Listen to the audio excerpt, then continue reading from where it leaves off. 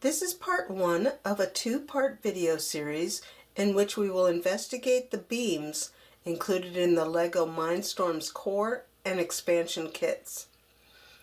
In this video, we will look at the pieces included in this category, their basic characteristics, and how to identify them. Then in part two, we will look at basic construction using these parts. In the description area below, you will find a link to a list of all the parts we will be discussing. You will find it helpful to have the pieces available to follow along with the video. Please pause the video now and get out the parts. Once you have the parts ready, restart the video for the discussion. There are several different types of beams in our Mindstorm kits. Note that the full LEGO line of parts may have additional beams that are not included in these kits. The beams we will look at today include straight, angular, frames, and thin beams. In our first container of parts, we have the straight beams, so let's put those out on our table now.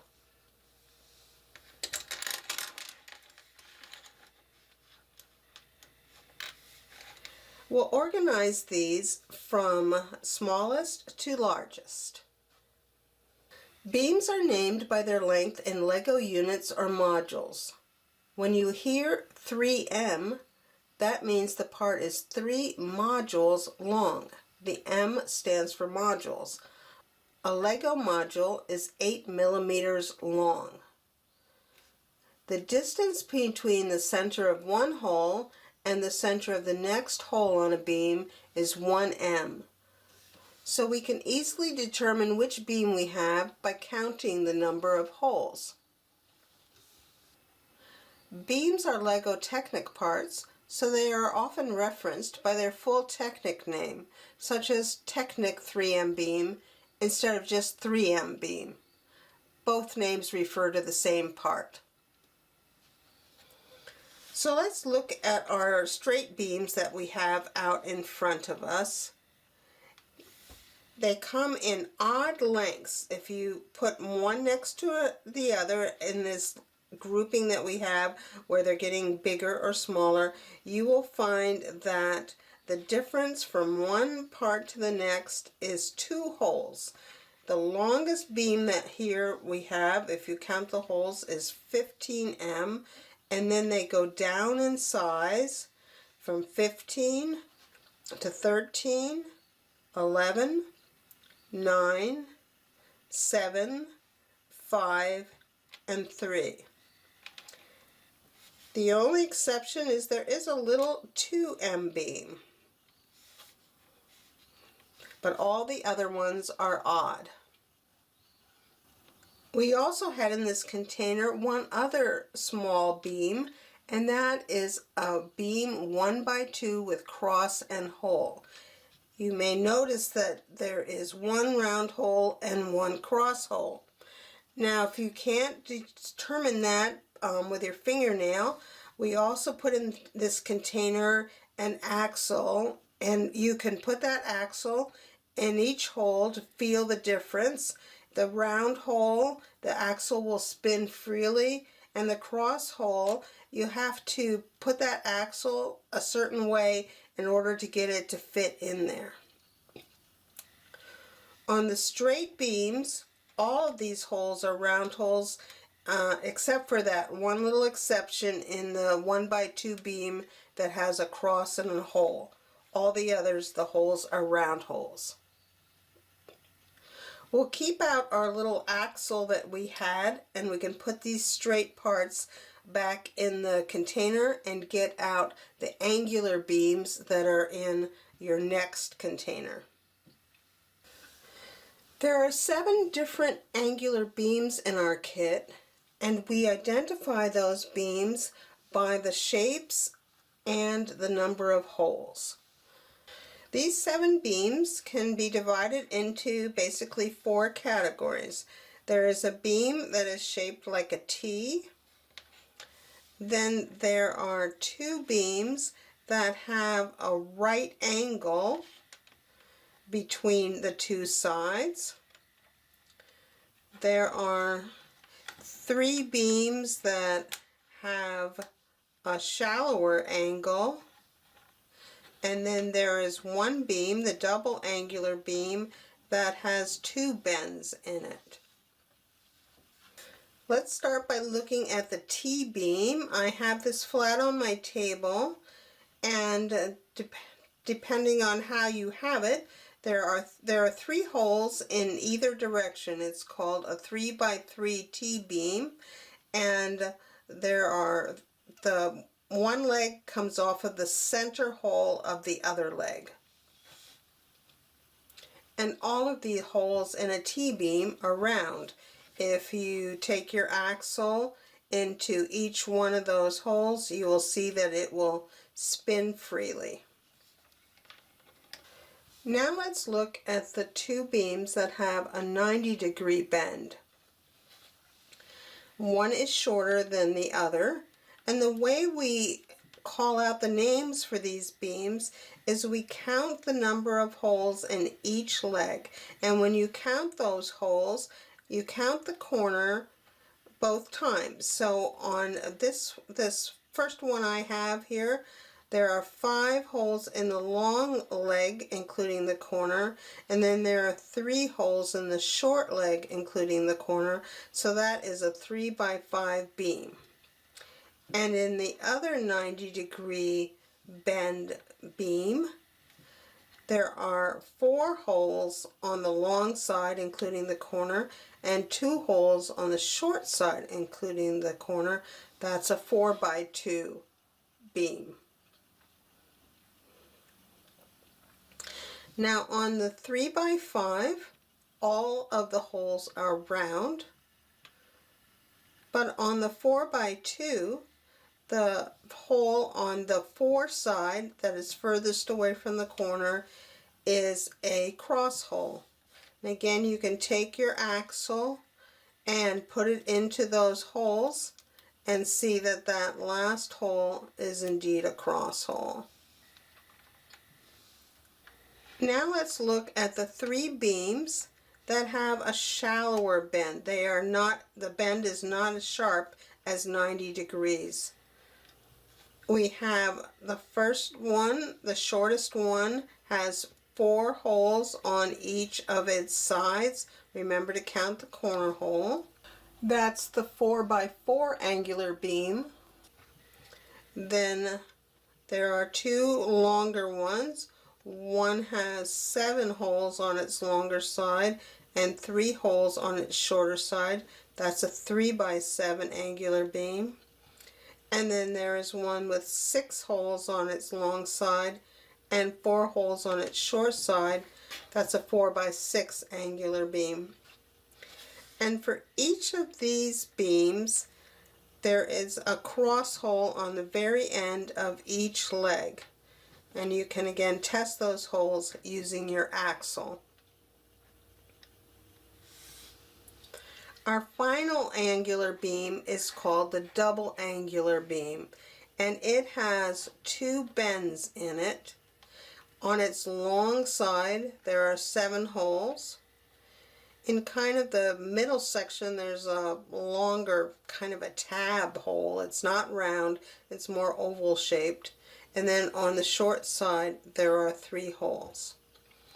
Again, on this beam, the final 2 holes on the ends are cross holes, and all the other holes are round holes. Now, an interesting thing about the double angular beam is that both angles are 45 degrees, and that means that if you put the long leg on vertically, the horizontal leg will end up being 90 degrees from the long leg, because 45 plus 45 equals 90. And you can prove this to yourself if you have a piece of paper. I just have a little card here, and I'm going to align the long end with one edge of the paper and then scoot the short end up until it hits the other edge of the paper, and you can feel that they're both touching and running along the edges of that paper, so that shows you that you've got a 90-degree angle there when you add up both of those interior angles. And we'll see how handy this is when we go to do a little bit of construction. So let's put these angular beams back in our container, and we can pull out the beam frames in container number 3. There are 2 different beam frames. One is 5 by 7, called a 5 by 7 beam frame, and the other one is 5 by 11. Again, they're reference to the number of holes or lengths of their long and short sides. If you take the small one and put it on top of the long one, you will see that the interior dimensions line up. It's just that the long one, the longer sides stick out. Sometimes you may hear these beams referred to as an O-beam for the smaller one and an H-beam for the larger one, and those kind of reference the shapes of those beams. These beams only have round holes.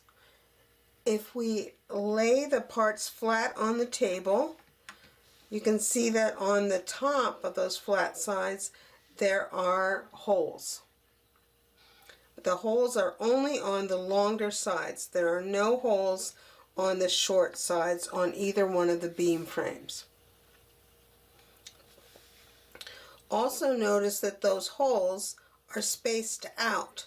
There's a 1 space in between each one of those holes. And if you turn one of the frames on its edge, you will see why. Because on the edge there are also holes, and those holes correspond to the empty spaces that we saw on the flat side of the beam frames. The small beam frame has 3 holes on the sides, and there are also 3 holes on the end. Now those holes are right next to each other, because remember, on the top flat side there are no holes on the short side. If you turn the larger beam frame on an edge, you will again see that there are holes on the long side. On each end there are 2 holes right next to each other. Then there's a space on either side of those, and then we again have the 3 holes in the center. And then on the short side, on the interior there is again 3 holes in a row. So we can put our beam frames back in the container and take out all of the half beams that we have in container number 4. Our last category of beams is half beams, or sometimes called thin beams, or sometimes referred to as levers. Their official name is Technic lever, and then reference to their length, which we again count by the number of holes in each one. Now all of these levers, the straight ones, end in cross holes, and then depending on how long they are, the interior holes are all round. If you get the longest one and you take your axle, you'll see that the end holes are cross axle holes. And then because this is a 5M beam, there are 3 round holes in between those 2 cross holes. There is a special length of pin that we will use when we can do construction with these that we'll see later. And then we have one other part in this category, and that is the triangle half beam. This is a very interesting piece. It's again half the thickness of a normal beam. On its long side, it is 5M long, and the 5M side is just like the 5M lever, where there is a cross hole on each end, and then there are 3 holes between those 2 cross holes. And then coming up from the center hole, there are 3 round holes including that center hole. So the only place there are cross holes is on the end of the long side of that triangle. Now that we've taken a look at the beams included in our kits, in part 2 of this video series, we will look at some basic construction using beams.